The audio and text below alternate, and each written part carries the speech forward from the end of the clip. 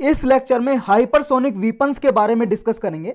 Weapons का मतलब हथियार, और डिस्कस करेंगे क्रायोजेनिक इंजन टेक्नोलॉजी क्या है और स्क्रमजेट इंजन क्या है, इनके बारे में भी डिस्कस करेंगे ब्रीफली। अभी रिसेंटली इसलिए न्यूज में है ये क्योंकि यूएस ने कहा है चाइना का जो लक्ष्य है, परस्यूट है, हाइपरसोनिक वीपन्स डेवलप करने का है। चाइना ज़्यादा से ज़्यादा हाइपरसोनिक वीपन्स डेवलप कर रहा है, बना रहा है। इसकी वजह से अमेरिका और चाइना के बीच में टेंशन इंक्रीज हो रही है। तो यूएस भी अपनी कैपेबिलिटी मेंटेन करना चाहता है, ये चाइना को रोकना चाहता है, डिटर करना चाहता है, तो ये भी डेवलप करना चाह रहा है अब, तो इसलिए न्यूज में आए। तो इशू क्या है? इशू ये है जब चाइना अपनी मिलिट्री कैपेबिलिटी को बढ़ाता जा रहा है, ये अपनी मिलिट्री की, आर्मी की जो दक्षता है, कैपेबिलिटी, मसल्स, उसको इंक्रीज कर रहा है। इसकी वजह से जो अमेरिका की डोमिनेंस है एशिया में, वो इसको एंड करना चाहता है। अमेरिका की डोमिनेंस को, जो अमेरिका का बोलबाला है एशिया में, वो इसको खत्म करना चाहता है। और देखो ये वर्ल्ड मैप है, जो ये तो 2D मैप है, अर्थ तो गोल है, अर्थ गोल है भाई साहब, तो इसको आप मिलाओगे इधर आ जाएगा। ये पैसिफिक ओशन है, ये वाला, इधर वाला, इधर वाला भी, तो इसे जोड़ेंगे देखो यूएस और ये इधर चाइना, तो पैसिफिक ओशन बीच में है बस दोनों के। तो इस वाले रीजन में और ये एशियन रीजन में जो डोमिनेंस है अमेरिका की, इसको कम करना चाहता है चाइना। इसलिए यूएस को खतरा हो रहा है, डर लग रहा है कि भाई साहब मैं भी डेवलप करूंगा, इसलिए दोनों में टेंशन इंक्रीज हो गई है। जो चाइना के एफर्ट हैं मिलिट्री की कैपेबिलिटी को इंक्रीज करने के, ये जुलाई में इसने कुछ टेस्ट किए थे, इसी साल जुलाई की बात कर रहे हैं हम। चाइना ने हाइपरसोनिक वीपन्स के टेस्ट किए थे और कैपेबिलिटी डेवलप की थी कि ऐसे वीपन्स बनाए जो अर्थ के चारों ओर ऑर्बिट कर सकें, एटमॉस्फेयर में री एंटर कर सके दोबारा से। एक बार गए एटमॉस्फेयर में, एटमॉस्फेयर से बाहर, फिर दोबारा वो एटमॉस्फेयर में आ सकें, ऐसी टेक्नोलॉजी, री एंटरिंग टेक्नोलॉजी, यानी कि एटमॉस्फेयर से बाहर गए फिर दोबारा आ गए। क्योंकि देखो ऐसा होता है जैसे रॉकेट वगैरह भेजते हैं हम अर्थ से लगभग 640 किलोमीटर दूर, तो वापस आना बहुत ही मुश्किल है उसे बुलाना, क्योंकि वो फिर आगे जैसे रॉकेट में कोई सैटेलाइट वगैरह भेजा तो वो चला गया, सैटेलाइट छोड़ दिया, घूमता रहा। जो रॉकेट था वो एटमॉस्फेयर में फ्रिक्शन के कारण, घर्षण के कारण जल जाता है, फूक जाता है, गिर जाता है समुद्र वगैरह में। क्योंकि आसपास जो कंट्री रहती हैं अपने समुद्र से जो जैसे बाउंड्री लगी होती है, जैसे इंडिया या अपने यहाँ कोस्टल एरियाज से बाउंड्री लगी रहती है, यहाँ भेजता है। अगर जैसे मान लो फेल भी हो गया तो समुद्र में आके गिर जाए वो, समझ रहे हो। और बाकी अधिकतर पार्ट तो उसका फ्रिक्शन के कारण जल जाता है, और जो थोड़ा बहुत बचता है उसे स्पेस डेब्रिस बोल देते हैं। मतलब स्पेस में, आसमान में घूम रहा है, डेब्रिस मतलब कचरा, उसका कचरा घूमता रहता है, तो ये स्पेस डेब्रिस हो गया। तो ये टेक्नोलॉजी, हाइपरसोनिक वीपन्स की टेक्नोलॉजी चाइना ने जुलाई में ये टेस्ट किए थे कुछ। तो कंसर्न क्या है, परेशानी क्या है? एक्सपर्ट कहते हैं जो ये वीपन सिस्टम है, ये देखो इसका पर्पज ये है, ये यूएस के मिसाइल डिफेंस सिस्टम को ध्यान में रख के डिजाइन किया गया है चाइना के द्वारा। लेकिन चाइना का कहना यह है कि देखो भाई साहब, हम सिर्फ रीयूजेबल स्पेस व्हीकल्स की टेक्नोलॉजी को टेस्ट कर रहे हैं, हम कोई मिसाइल नहीं बना रहे। रीयूजेबल स्पेस टेक्नोलॉजी का मतलब वही जो हमने री इंटरिंग टेक्नोलॉजी पढ़ी, यानी कि रॉकेट गया एक बार सैटेलाइट को छोड़ने और रॉकेट दोबारा हमने वापस बुला लिया, दोबारा से उसको यूज कर सके, वो फ्रिक्शन के कारण, घर्षण के कारण डिस्ट्रॉय ना हो। तो ये चाइना का कहना ये है, रीयूजेबल, दोबारा से यूज कर सके स्पेस व्हीकल को, ऐसी टेक्नोलॉजी का टेस्ट कर रहे हैं हम। तो चलो ये चाइना और यूएस की हो गई। अब हाइपरसोनिक व्हीकल्स हैं क्या, वीपन्स है क्या, ये जो हथियार हैं? देखो जो हाइपरसोनिक स्पीड से चलते हैं ऐसे हथियारों को हाइपरसोनिक वीपन्स बोलते थे। और हाइपरसोनिक स्पीड क्या है? ये स्पीड ये है जब ऐसे कोई भी मान लो इक्विपमेंट है, व्हीकल है, जो 5 या 5 से ज़्यादा गुना स्पीड से चलता है, साउंड की स्पीड है जितनी। देखो साउंड की स्पीड कितनी है, जैसे आप अपने मुंह से आवाज़ निकाल रहे हो तो वो 1 सेकंड में लगभग 332 मीटर चली जाती है। तो इसकी स्पीड कितनी होगी? 332 मीटर पर सेकंड, 1 सेकंड में इतने मीटर चली जाती है। तो इससे भी 5 या 5 से ज़्यादा गुना तेज जब किसकी स्पीड होती है, गति होती है, उसको बोल देते हैं हाइपरसोनिक स्पीड।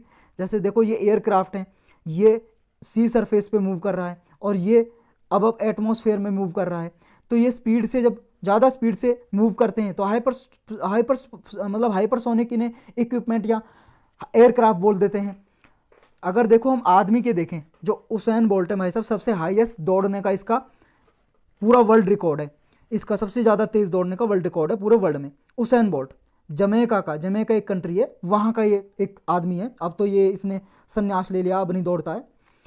ये लगभग 27 मीटर पर आवर की स्पीड से दौड़ता था। और जो टाइगर है, चीता जो दौड़ता है वो लगभग 75 मीटर पर आवर की स्पीड से। और ये किलोमीटर लगा लो आप, मीटर नहीं है, किलोमीटर पर आवर की स्पीड से। 1 घंटे में, यानी कि 75 किलोमीटर, और 767 किलोमीटर की रफ्तार से जो साउंड की स्पीड है, एक आवर में, 1 घंटे की बात कर रहे हैं हम, साउंड की स्पीड है इतनी।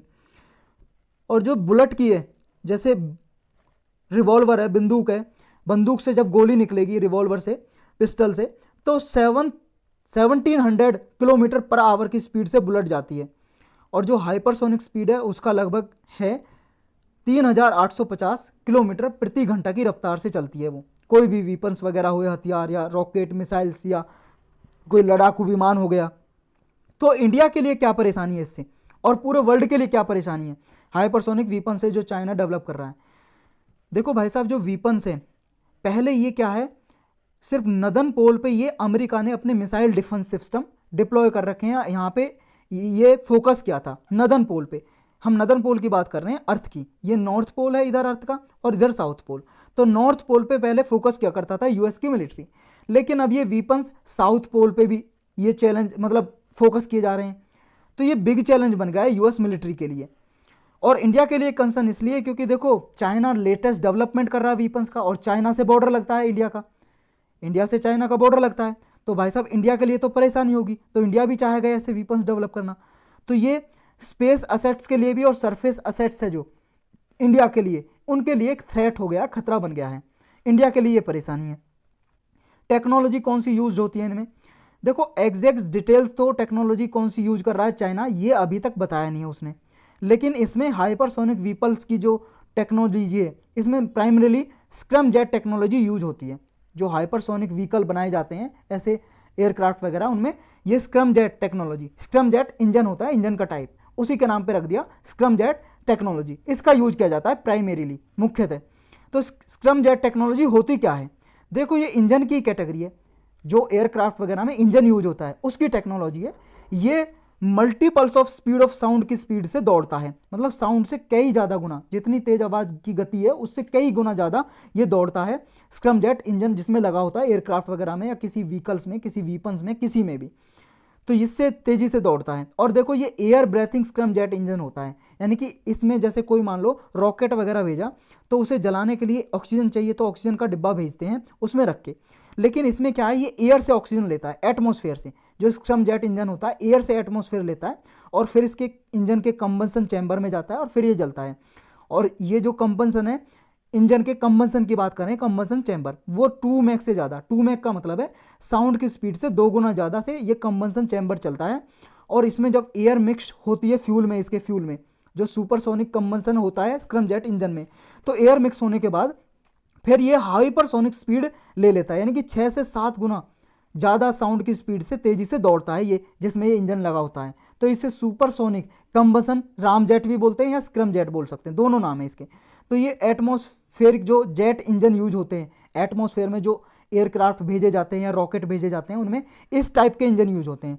ये turbojet, turbofan, Ram jet, scrum jet. देखो ये टर्बोजेट कुछ नहीं है, इसमें क्या है 3 मैक की स्पीड होती है, लगभग 3 मैक का मतलब 3 गुना ज़्यादा साउंड की स्पीड से तेज़ी से दौड़ता है ये, जिसमें ये इंजन लगा होता है एयरक्राफ्ट। और जो टर्बो फैन है इसमें एक एक्स्ट्रा फैन लग जाता है एडिशनल, होती इतना ही है, ऐसी स्पीड होती है लगभग। जो राम जेट है इसमें स्पीड थोड़ी और बढ़ जाती है, लगभग 5 मैक के बराबर हो जाती है, मिसाइल्स वगैरह में यूज होते हैं ये। और जो स्क्रम जेट है इसमें और ज़्यादा स्पीड हो जाती है, ये देखो 5 मैक से कम तो दौड़ता ही नहीं है, 5 मैक से ज़्यादा ही होती है इसकी स्पीड, यानी कि साउंड की स्पीड से 5 गुना ज़्यादा स्पीड होती है इसकी स्क्रम जेट की। और लगभग इसकी स्पीड हाईएस्ट पहुंच जाती है 24 मैक तक भी ये पहुंच सकता है, इतनी स्पीड हो सकती है इस इंजन की। तो ये टेक्नोलॉजी है।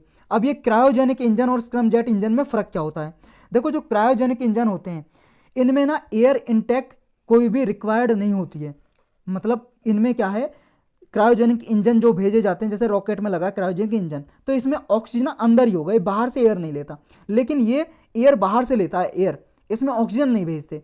तो इसमें जो क्या है, फ्यूल की ज़रूरत होती है, वेरी लो टेम्परेचर पे स्टोर होता है ये क्रायोजेनिक इंजन। और स्क्रम जेट क्या है, इसमें जो फ्यूल स्टोरेज है इसके लिए लो टेम्परेचर की कुछ ज़रूरत नहीं है, जैसे क्रायोजेनिक इंजन में क्या है लो टेम्परेचर की ज़रूरत होती है, स्टोर किया जाता है, इसमें ऐसा कुछ ज़रूरी नहीं है स्क्रम जेट में। और देखो ये लो टेम्परेचर पे ये एफिशिएंटली चल सकता है और इस इग्नाइट हो सकता है। और जो ये है इसकी एफिशिएंसी सुपरसोनिक स्पीड, ये फोर्सफुली कंप्रेस करता है एयर को, उसके बाद कंबसन में एयर मिक्स होती है तब जाके स्पीड पकड़ता है। जो क्रायोजेनिक इंजन है, देखो इंडिया इसमें 6th नेशन बन गया है, 6th नेशन। यूएस, रसिया, फ्रांस, जापान और चाइना के पास ऐसी टेक्नोलॉजी है क्रायोजेनिक इंजन की, और उसके बाद छठा नेशन है इंडिया। और जो स्क्रमजेट की है, इंडिया उसमें 4th पे आ गया, मतलब 4 कंट्री है केवल पूरे वर्ल्ड में, यूएस, रसिया और यूरोपियन स्पेस एजेंसी, इनके बाद इंडिया के पास ऐसी टेक्नोलॉजी है स्क्रमजेट की। और देखो ये जो क्रायोजेनिक इंजन है, इसमें ऑक्सीजन सिलेंडर रखना पड़ता है तब जाके कंबसन होता है, ऑक्सीडाइजर, यानी कि जो कॉस्ट है इसकी पेलोड की ज़्यादा आती है। लेकिन इसमें ऐसा कोई लेके जाना नहीं पड़ता, क्योंकि ऑक्सीडाइजर है, सेव कर लेता कॉस्ट, क्योंकि ज़्यादा पेलोड लेके जा सकता है।